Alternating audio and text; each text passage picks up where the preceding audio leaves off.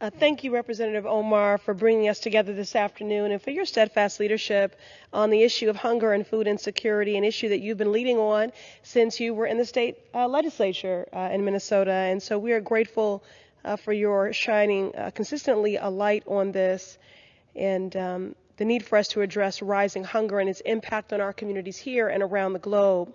Madam Speaker, throughout the Massachusetts 7th and across the nation, families are facing unprecedented levels of food insecurity. I'm reminded of the words of Coretta Scott King, who said, "Starving a child is violence.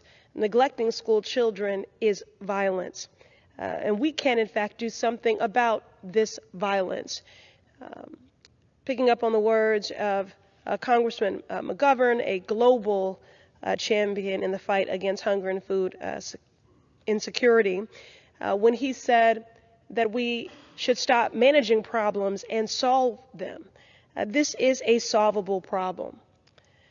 A recent survey by the Greater Boston Food Bank found that nearly 2 million adults across the Commonwealth struggled to get enough to eat last year, and it was Black, Latino, and LGBTQ people and their families with children that were most likely to struggle. No one should know hunger. No parent should know the heartache of putting their baby to sleep with an empty belly. Our communities were already in the midst of a hunger crisis, one that we knew would be exacerbated by the pandemic. In response, my congressional colleagues and I acted to provide critical resources and flexibilities to support schools and communities in serving and meeting the needs of families and children in need. Schools across the nation were able to keep school meal programs afloat while providing free meals to an additional 10 million students each day.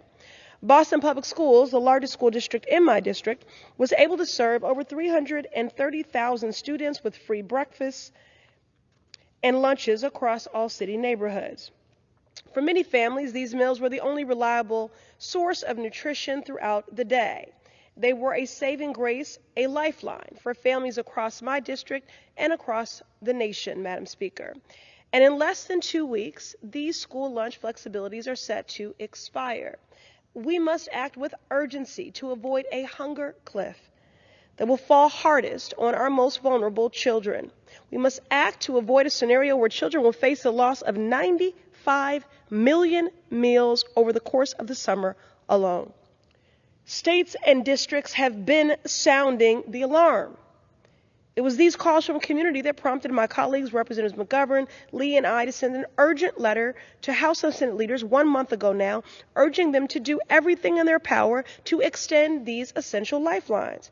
Senate Minority Leader McConnell continues to block efforts to get this done. It is shameful, yet unsurprising.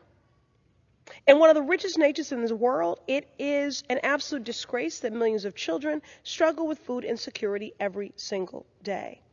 The clock is running out, and we have a mandate and a duty to get this done. To my Republican colleagues, I urge them to join us in getting this done. Children and families, school district leaders across the nation simply cannot wait.